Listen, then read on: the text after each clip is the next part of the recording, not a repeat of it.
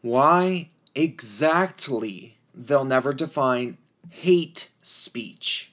Hashtag free suit yourself. Hey, it's Prince of Queens, and as a YouTuber that has had two different completely arbitrary flags on my channel for supposed hate speech violations that were both completely bogus, this is something that I've been thinking about for quite a while. And then I was looking at Undoom's streams over the past few days and was reminded that the hate speech, free speech battle is far from over. And surprise, surprise, the main culprits who are shutting people down still tend to be the social justice crowd. But apparently that's boring to talk about because race realism and internet blood sports. Anyhow, it turns out that Suit Yourself has had his channel terminated over some sort of terms of service violation that was never explained to him, and then Barbara, for you to see, was also expressing this exact same sentiment regarding the vagueness of hate speech rules. Here's the thing, in case you don't have a channel or you've never gotten a hate speech strike before on your channel, when you get one, they don't tell you anything about why you got one. All they tell you is that you got one in a certain video. They never say why, they never say where in the video, and they never give anybody a comprehensive list of what is considered hate speech. Obviously, we'd like to know the rules so that we know how not to break them, but they never tell us. To a lot of people, this probably seems completely mysterious, but I don't think that it is mysterious at all. I think that they aren't defining hate speech for a reason, that they'll never clearly define it, and there's a very specific reason for this, which I'll explain in this video.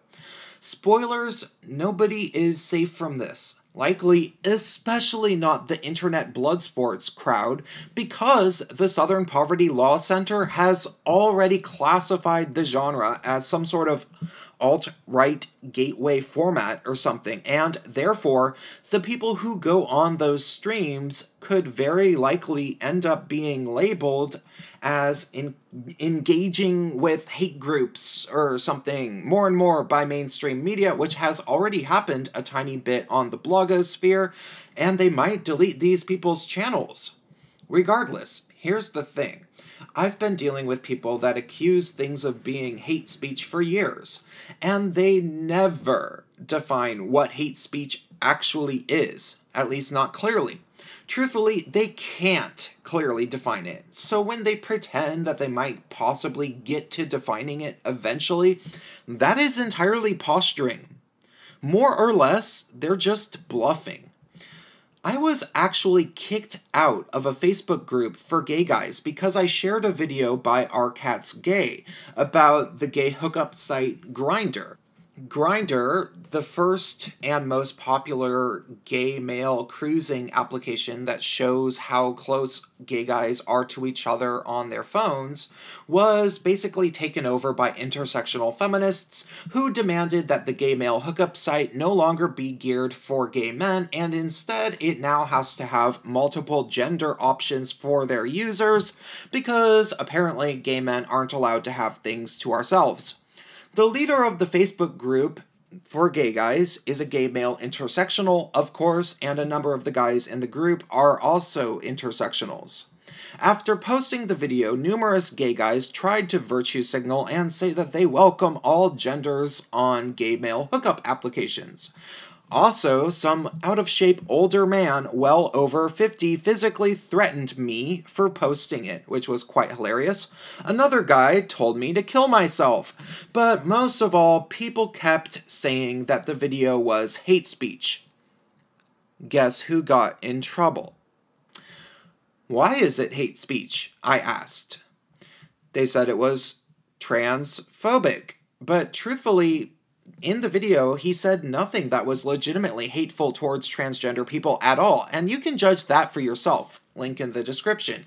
He even made it explicitly clear that he doesn't hate transgender people or wish that people discriminate against them in any way. However, ultimately, people persisted and told me that this video of his qualifies as hate speech, without ever telling me why, and the moderator said I wasn't allowed to post videos like that in the forum. And I'm like, videos like what? Tell me, what in it was hate speech?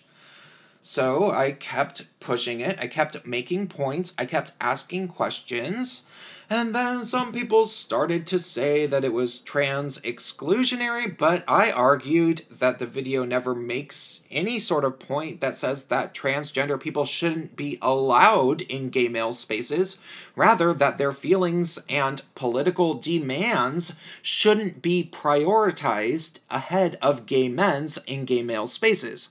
And they shouldn't be allowed to enter into gay male spaces and start ordering us around. Of course, people managed to find ways of arguing against that, basically in a weird roundabout kind of way, even though it doesn't make sense. Or rather, mostly they were just trying to find ways of twisting around what I was actually saying to imply that I had somehow said something transphobic, when in actuality I had obviously said nothing of the sort.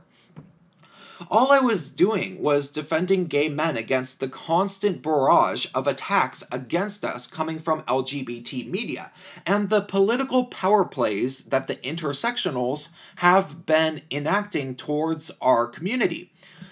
And due to the fact that I did a pretty good job of making my case, more and more people in the Facebook group started to really notice, and some of which actually sided with me. Still, of course, the moderator is an intersectional, so he couldn't have that. He tried to continue label me posting a video as hate speech, told me that I was being warned, continued to refuse to say why it was hate speech, and even totally green-lighted the people who had physically threatened me or told me to kill myself, saying that they had done nothing wrong. It became apparent to me after a while that he was just looking for an excuse to ban me, so I figured I should start speaking my mind with a little bit less of a filter.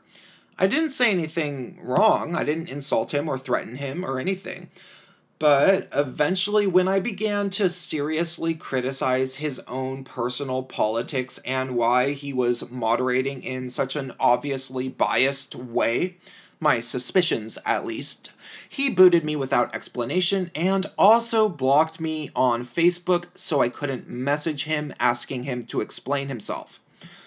So what was I banned for? Was I banned for hate speech, or was I banned for questioning both his individual position of power and for questioning the divinity of his gods, the gods of intersectionality? Well, you can go ahead and watch RCat's gay videos for yourself and tell me whether or not you think that the video about Grindr is hate speech.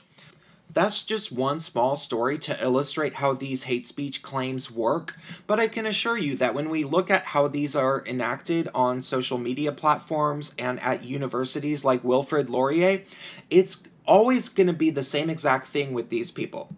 They don't care about hate. They care about the people who threaten their power. They are never going to tell you what they might consider hate speech because they don't want you to know. Ultimately, they really just want to be able to change the definition of what hate speech is at any given opportunity because ultimately, this is all about power to them, and labeling ideas that challenge their power as hate speech is what they really care about.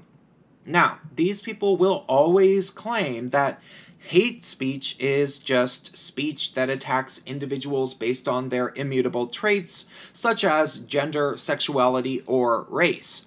But as we have seen more times than we can count, the same people who come down against hate speech in theory have no problem with people attacking men, white people, or straight people.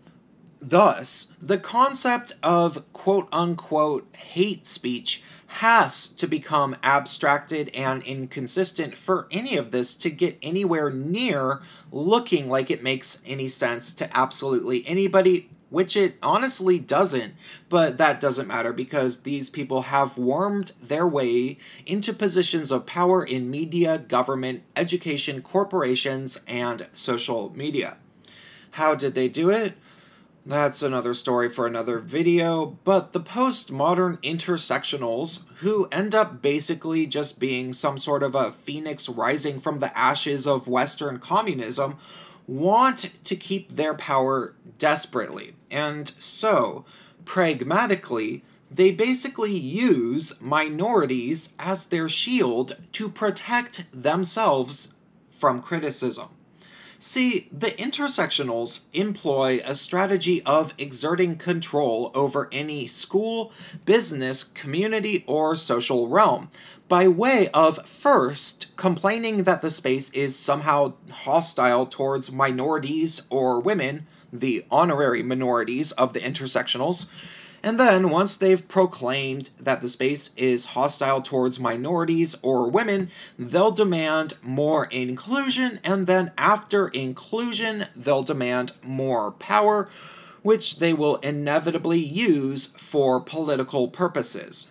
We saw this most obviously with Gamergate when non-gamer feminist women attempted to use the gaming press to proselytize the gaming audience into being intersectional feminists.